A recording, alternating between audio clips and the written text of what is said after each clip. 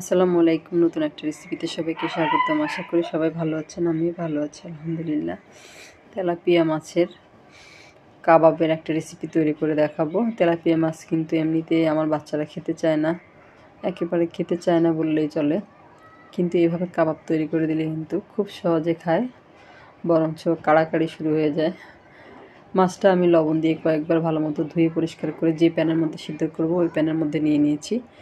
আর এখানে আমি 2 কাপের মতো পানি দিয়েছি। পানিটা এমনভাবে দিতে হবে যাতে করে মাছটাও সেদ্ধ হয়ে যায় আর পানিটাও শুকিয়ে যায়। এখানে আমি হাফ চা চামচের মতো হলুদের গুঁড়া দিয়েছি আর দিলাম হাফ চা চামচের মতো লবণ দিয়ে এটা আমি চুলায় বসিয়ে দিব। আর চুলায় বসিয়ে দিয়ে এমনভাবে সেদ্ধ করে নেব যাতে করে মাছটা সেদ্ধ হয়ে যায় আর পানিটা একদম শুকিয়ে যায়।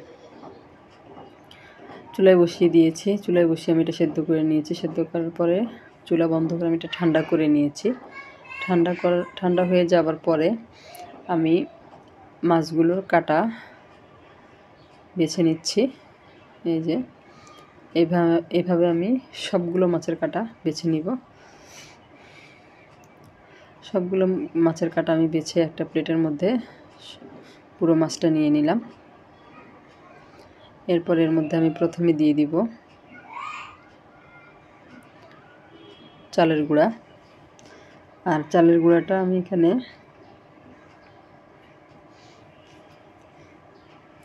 3 টেবিল চামচ দিয়েছি চালের গুঁড়া। আর দিয়ে দিব কর্নফ্লাওয়ার 1 টেবিল চামচ। যারা রেসিপিটা দেখতে শুরু করেছেন একটা লাইক দিতে ভুলে গেছেন তারা একটা লাইক দিয়ে পুরো ভিডিওটা জুড়ে আমার সাথেই থাকবেন, তাহলে আপনাদের কাবাবটা কিন্তু এরকম হবে। এরপরে আমি এখানে দিয়ে দিলাম হাফ চা চামচ পরিমাণ আদা এবং রসুন বাটা। এরপরে দিয়ে দিব কাবাব মশলা, রাঁধুনি কাবাব মশলা।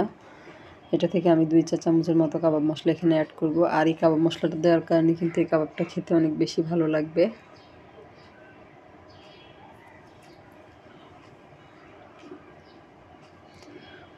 আর যারা আমার চ্যানেলে নতুন আজকে প্রথম ভিডিও দেখছেন, যদি রেসিপিটা আপনাদের ভালো লাগে তাহলে আমার চ্যানেলটাকে সাবস্ক্রাইব করে পাশে থাকা বেল আইকনটা প্রেস করে দিবেন। এরপর আমি এখানে দিয়ে দিব রাঁধুনির যেই সুইট চিলি সসটা পাওয়া যায় ওটা থেকে 1 টেবিল চামচ পরিমাণ। চাইলে এখানে টমেটো সসটাও ব্যবহার করা যাবে। আর এই সসটা দিলে কিন্তু খেতে অনেক বেশি ভালো লাগবে কাবাবটা। আর এখানে আমি একটা পেঁয়াজ একেবারে মিহি কিমা করে কুচি করে নিয়েছি। ধনেপাতা কুচি দিয়ে দিলাম 2 টেবিল চামচের মতো। কাঁচামরিচ 4টা কাঁচামরিচ একবারে মিহি কুচি করে নিয়েছি, ওটাও দিয়ে দিলাম। পেঁয়াজটাও দিয়ে দিলাম। আর দিয়ে দিব একটা লেবুর স্লাইস। আর কাবাবের মধ্যে কিন্তু লেবুর রসটা দিলে খেতে অনেক বেশি ভালো লাগে। এখানে আমি পুরো একটা লেবুর রস দিয়ে দিলাম।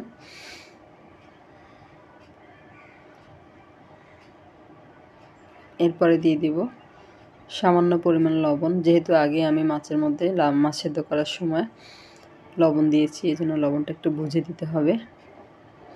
আর দিয়ে দিব 2 চা চামচের মতো সয়াবিন তেল।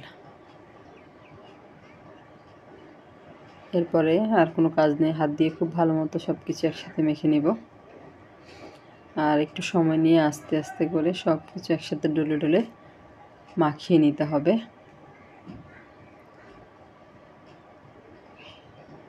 আর বাচ্চারা কিন্তু অনেক বেশি পছন্দ করে এই কাবাব। আর এই কাবাবটা আপনারা ভাতের সাথে, পোলাওর সাথে খেতে পারেন। খুব ভালো মতো মাখানো হয়ে গিয়েছে। এই পর্যায়ে আমি হাতে একটু তেল মেখে নিয়েছি, দেখিয়ে দিলাম আপনাদেরকে। আর এরপরে একটু নিয়ে যে কোনো শেপ দিয়ে এটা তৈরি করা যাবে। গোল শেপ করে, কাবাবের শেপ করে যেটা তৈরি করা হয় ওইভাবেও করা যাবে। আমি কিন্তু আজকে একটু পাতা শেপ করে নিচ্ছি, অর্থাৎ কাটলেটের শেপটা যেরকম হয় ঠিক ওই রকম শেপ করে আমি আজকে কাবাবগুলো তৈরি করব। এই যে এইভাবে খুব সুন্দরভাবে তৈরি হয়ে গিয়েছে। আরেকটা দেখাচ্ছি।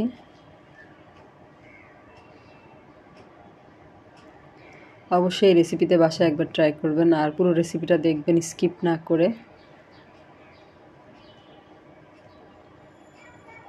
এই যে এইভাবে, এত বেশি সময় লাগে না।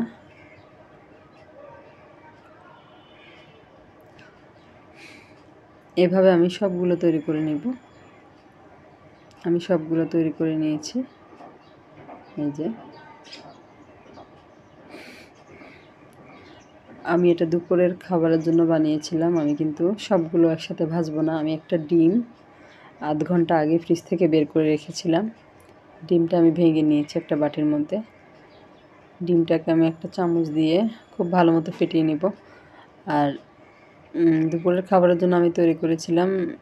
আর এটার জন্য আমি সবগুলো ভাজবো না, আমি কিছু ভাজবো, কিছু রেখে দিব, পরবর্তীতে ভাজবো। চুলায় একটা প্যান বসিয়ে দিয়ে পরিমাণ মতো তেল দিয়ে দিয়েছি। তেলটা যখন গরম হয়ে যাবে, ডিমের মধ্যে কাবাবগুলো চুবিয়ে আমি তেলের মধ্যে দিয়ে দিব।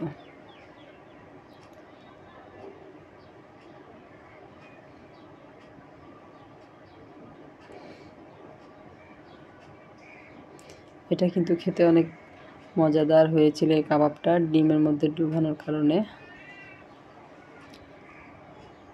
একটা পাশ হয়ে গেলে একটা পাশ উল্টে দিই। আর এটা কিন্তু হতে বেশি সময় লাগবে না, খুব তাড়াতাড়ি হয়ে যাবে।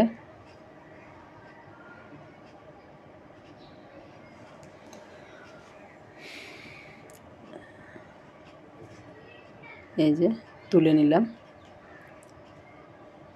রেসিপিটা কেমন লাগলো কমেন্ট করে জানাবেন। অবশ্যই বাসায় একবার ট্রাই করবেন। এই যে খুবই মজার তেলাপিয়া মাছের কাবাব। সবাই অনেক ভালো থাকবেন। আজ এই পর্যন্তই। আল্লাহ হাফেজ।